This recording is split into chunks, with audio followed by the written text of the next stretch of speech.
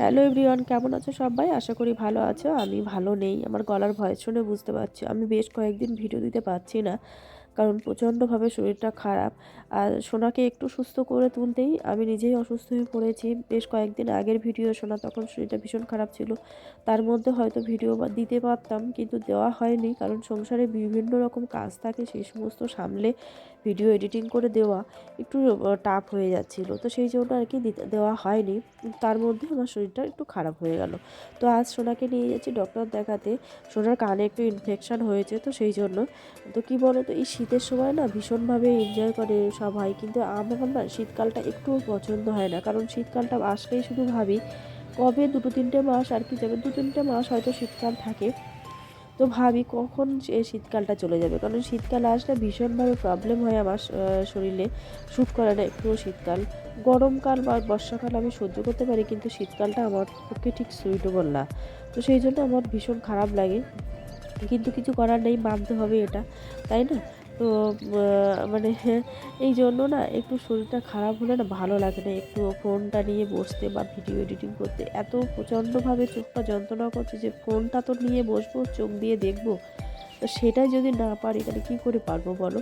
তো আমি বেশ কয়েকদিন ভিডিও দিচ্ছি না, প্রায় 8-9 দিন হয়ে গেছে ভিডিও দিতে পারছি না, কারণ এই কারণেই চুপচাপ সারাক্ষণ শুয়ে থাকছি।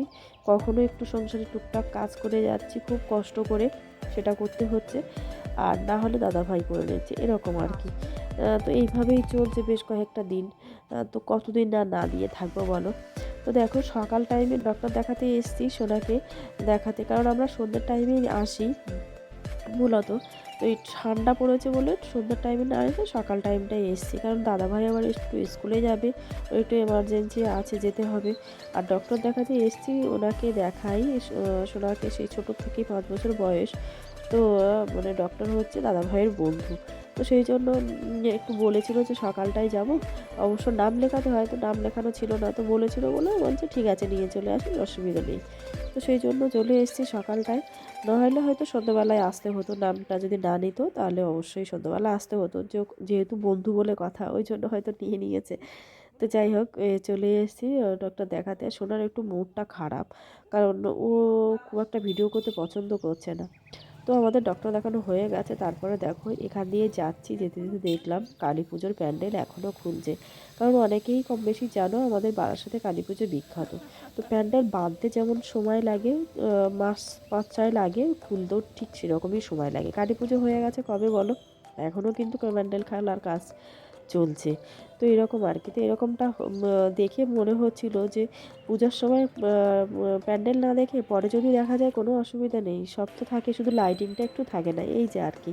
তো যাই হোক, আমাদের দেখানো হয়ে গেছে, বাড়ি চলে এসেছি। আর মা মানে পরের দিন আর কি, এটা পরের দিনের ভিডিও, মানে আর ভিডিওটা কন্টিনিউ করেনি। পরের দিন দেখো মা সকাল একটু খাওয়া দাওয়া করে বেরিয়ে পড়েছে, মা চলে যাচ্ছে। সোনাকে যেহেতু ডক্টর দেখিয়ে নিয়ে এসেছি, তো মা ছিল ওর জন্য যে ওকে ডক্টর দেখানো হয়ে যাক তারপরে যাব। তো সোনা সেটা নিয়ে ভীষণ কান্নাকাটি করছে। তো দেখো মা চলে গেছে, ওই জন্য ভীষণ কাঁদছে, মন খারাপ আর কি।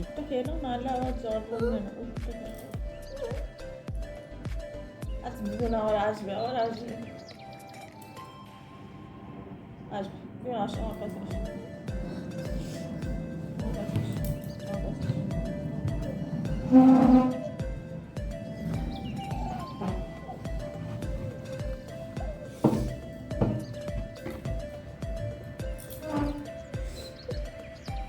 দেখুন আবার আসবে, শোনা কদিন পরে আবার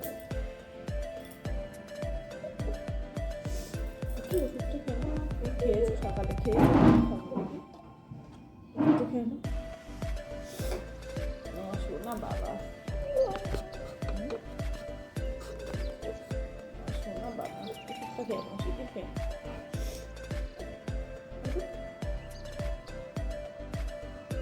আবার আসবে তো, কদিন পরেই আবার আসবে। অত মন খারাপ করে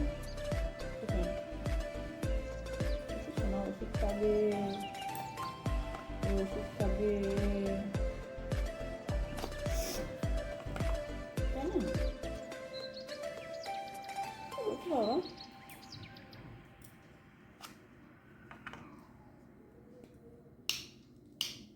এই তো এই ওষুধটা কী করে দেবো বলতো? ওষুধটা খুলতে পারছি না মোটে। ও আচ্ছা, এইভাবে খুলেছি, যাই হোক।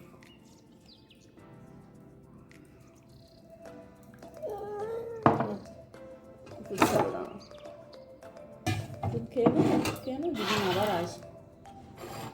দিদুন আবার আসবে, মন খারাপ করলে হবে? দিদুন থাকবে সারা জীবন বলো তোমার বাড়িতে? এত বছর তো ছিল, এত বছর দিদুন তোমাদের বাড়িতে ছিল, আর এখন থাকে? এখন ভাই বড় হয়ে গেছে, ভাইয়ের কাছে থাকতে হবে তো মাঝে মাঝে, না? না, ওষুধটা খেয়ে নাও বাবা।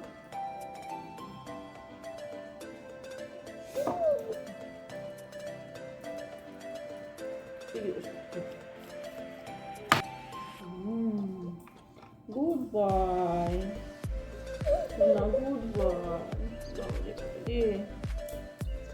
খারাপ হয়ে গেছে।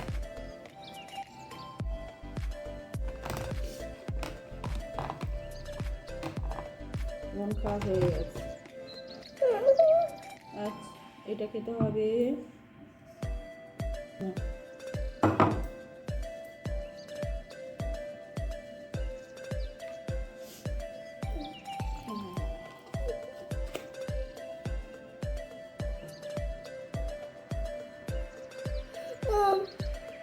দেখি এগুলো দেখে হবে বাবা। ঠিক আছে, না ঠিক আছে বাবা।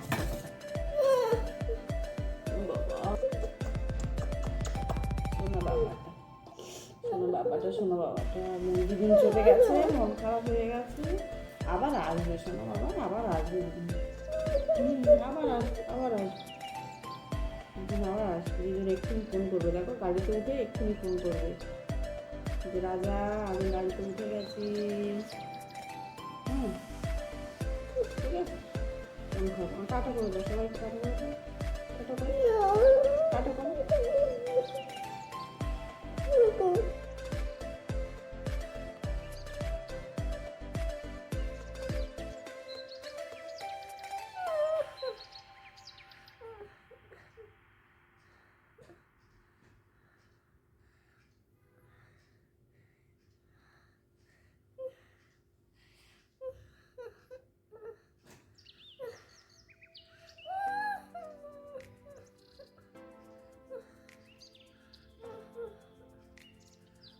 দিদিন চলে গেছে তাই কাঁদছো